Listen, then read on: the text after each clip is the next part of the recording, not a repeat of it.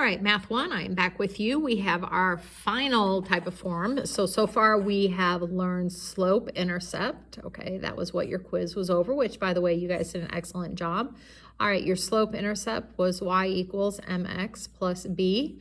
And then last time we did the point slope form. All right, which was y minus our y1 equals our slope parentheses x minus our x1. All right, this time we're going to be doing a standard form. Standard form is ax plus by is equal to c, which is down below here in this right here. Your a, b, and c are just numbers. So you'll have like 4x plus 7y equals 10, something like that. A can be a 0 and B can be 0, but they both cannot be 0 at the same time. So like if your A was 0, that just means this term would be missing. All right. If your B was 0, that would be missing, but obviously you can't have both of them missing or you wouldn't have an equation. All right. We have talked about y-intercepts before. That was your B. When you had the y equals mx plus b was your y-intercept. It was where it crosses your y-axis. Well, we also have an x-intercept. It just so happens where the line crosses the x-axis. It's not in any of our equations. It's not used real often in here, but you can sure find it. So what we're going to be doing is something what I call like your googly eyes, or however you want to look at it. You're going to be finding your x and y intercepts. Now, those are ordered pairs. And what I do, and this is why I call it googly eyes, because these are your little eyes right here. In order to find your x-intercept, you put a 0 in place of your y. And in order to find your y-intercept, you can put your 0 in place of the x. So you're basically covering up each of the letters and solving for the other one. So in this instance, I'm going to put a 0 here, which deletes this out. So you're going to get a 5x is equal to 60. Solving for x, you divide both sides by 5, and you get x equal 12. So it crosses your x-axis at 12. So 12, 0 is your ordered pair.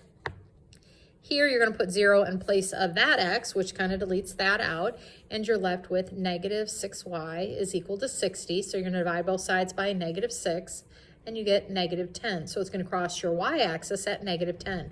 So if we were to put this into slope-intercept form, the y equals mx plus b, you know your b would be at negative 10. All right, so same thing here. You're finding your x and y intercepts. All right, so you're going to take 0, put it in place of the y. That just deletes that out. So you're left with 3x that equals 12. Divide both sides by 3, and it would be 4. So 4, 0 is an ordered pair that works in this equation. You put 4 in here, you get 12. Put 0 in here, you get 0. Doesn't 12 equal 12? That's why it works.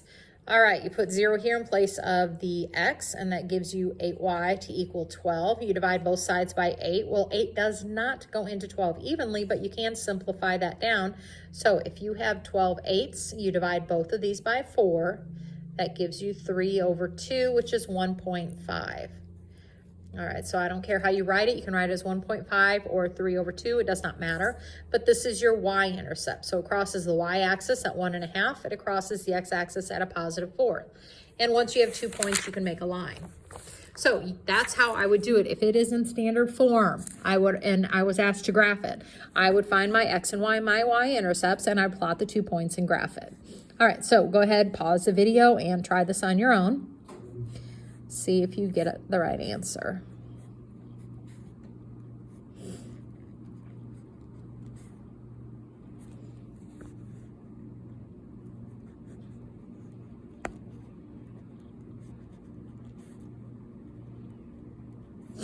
All right, so here you go. Here are your 2 answers. Don't forget this one had a negative in front of it, which is really a -1. You divide both sides by a -1. So that's where it crosses your axis. So graphing when it is in standard form. You can't pull out a point, you can't pull out the slope, but you can find 2 points that work in this nicely. So again, let's find our ordered pairs. So you put 0 here, 0 here. If you put 0 in place of that, you get 2x is equal to 20, which means x is 10. You put 0 here and you get 5y to equal 20. Divide, you get 4, so it's going to cross at 10, 0 and 4 and 0, 4. So that one's kind of bad to graph. Let's see if I can find. Okay, I'm going to go down to number 4 and I'm going to graph that one for you because the numbers work out nice. Okay, so I'm going to put, the first thing I'll do is put 0 in place of the y. So it goes here, that deletes out, and I get 6x equals 18. Dividing by 6 gives you x to be 3. Then I'm going to put 0 in place of the x. Okay, so I cover that up, and I get negative 2y is equal to 18, which is negative 9. Well, that's not great, but we'll do it. All right, so finding these points. All right, so I'm going to draw my axis. I got to skew it a lot. All right, so 3, 0, my x was 3, so that's x-axis. X-axis is at 3. This is your y-axis at 0, negative 9. So 1, 2, 3, 4, 5, 6, 7, 8, 9. It's right here.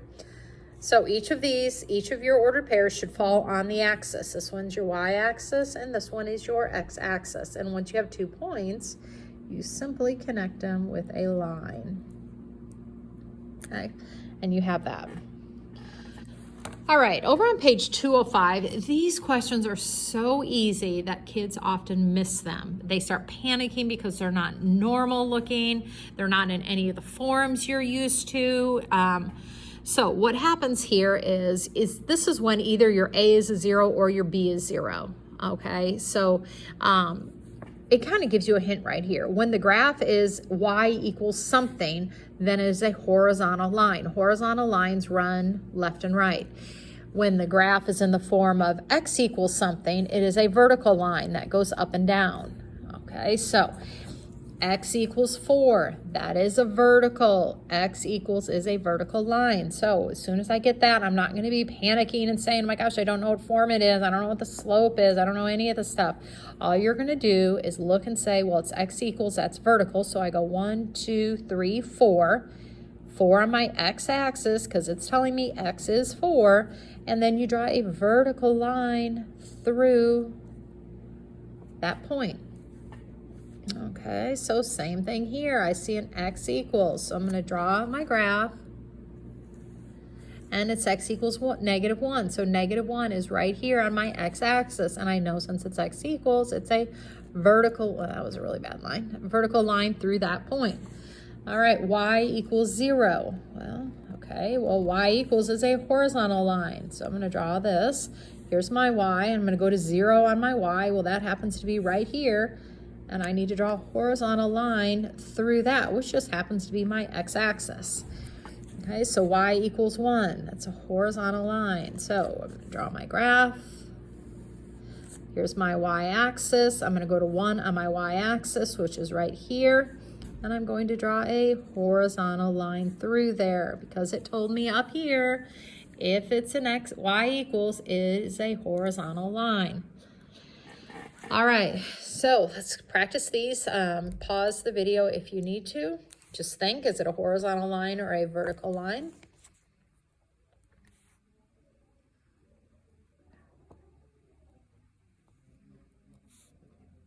Okay, so horizontal line through negative 2.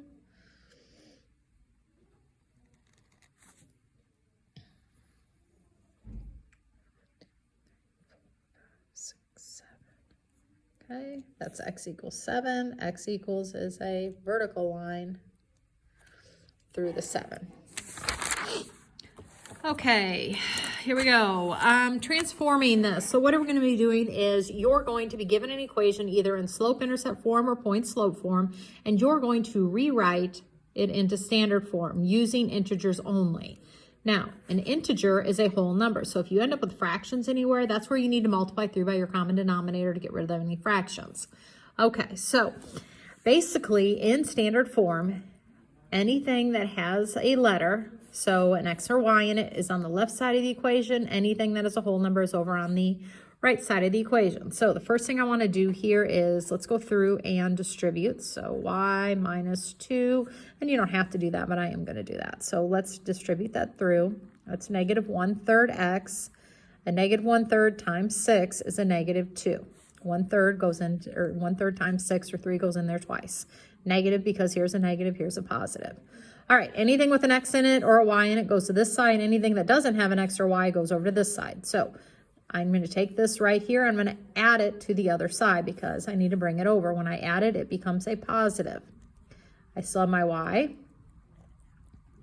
This negative 2 I want over here, so I need to add it Okay, well, I'm going to add it over here. Negative 2 plus 2 gives me a 0.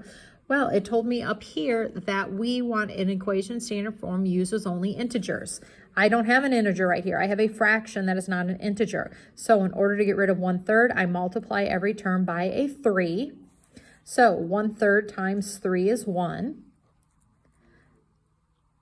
Y times 3 is 3y. And 0 times 3 is 0. There is this equation in standard form. Okay, so here I am on this one. This one is our y equals mx plus b. You have a couple of options. We can get rid of the fraction now or later, but we'll do it in a moment. So this right here is on the wrong side, so I need to bring it over here, which means it's a positive, so I subtract it over. So I get negative 1/4 x plus y is equal to a negative 2.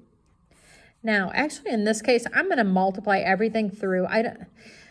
This book doesn't, but some of the books don't want a negative in place of your x. They always want your x value, your a, to be a positive and an integer. So I guess that's just what I'm in the habit of doing. So since it is a negative, I need to change all the signs. So I can go through and do that right now. All I'm going to do is change every sign. That becomes a positive. This becomes a negative. And the negative 2 now becomes a positive. So I've really just multiplied through by a negative. Next thing I'm going to do is multiply everything by a 4 to get rid of the 1/4. So 4 times a 4th is 1. Multiply this by a 4 gives me this. Multiply that by a 4 gives me 8. You now have it in standard form. All right, so that probably takes a little bit of time. Why don't you try number 8 on your own and check your answer with mine.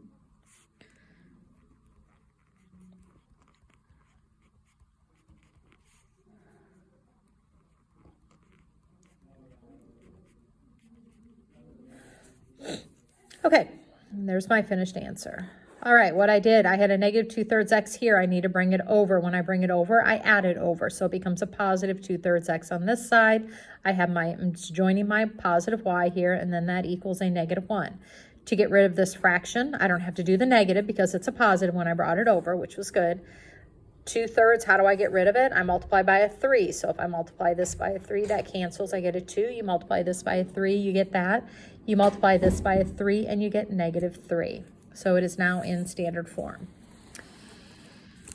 Okay, if you look over on the bottom of page 207, what it does, it runs through all of these forms for you. You have your slope, intercept, and it gives you an example. It has point, slope, gives you an example, has standard, gives you an example. All right, and then they're just kind of showing you what all of it means when you're on a line. Okay, so the best thing I can do is to tell you whenever you're given anything is decide what form it's in first. So when it says graph the equation, you're going to look at it and say, well, that's in standard form. If it's in standard form, then I probably want to do my googly eyes or find your intercepts. Could you get y by itself and get it into y equals mx plus b? Absolutely. It'll be the exact same graph. It does not matter.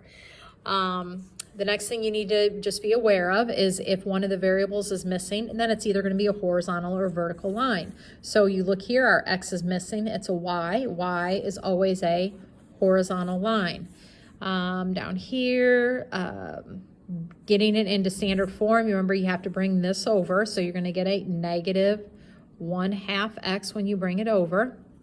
All right, you don't want the negative or the half, so I'm going to multiply everything by a negative 2. That gives me a positive 1x. That's going to give me a negative 2y, and that's going to give me a negative 6. So I multiplied everything by a negative 2, canceled, made that a negative 2y, and made that a negative 6.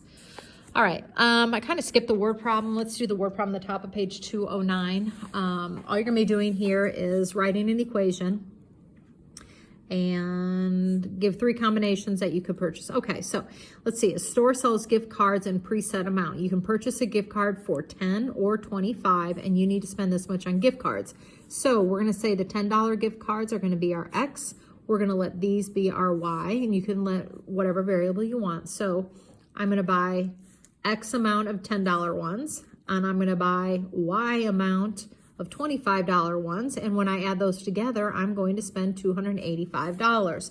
So then all it says is what are 3 combination of gift cards you can purchase. Just start picking things that are going to work in here. Like you could buy 1 of these and so many of those. You can buy maybe 3 of these and so many of those. You're going to have an odd amount of $25 if it ends in a 5. So maybe you want to buy 5 of these, and how many of these are left over. So you would give combination like, let's see, if we buy, let's buy 5 of the $25 ones. So if I buy 5 of those, that's $125 off of this. So I take 8, 285, whoops, minus 125, and that leaves me with 160. So I'm taking 285 minus 125 because I'm going to buy 5 of these, which is 125, and that's going to leave me with $160, which means I need 16 of the $10 gift cards. So this is one combination. All right, and that's what you would do. You would just start filling in ones to do. Okay, if you have any questions, just let me know.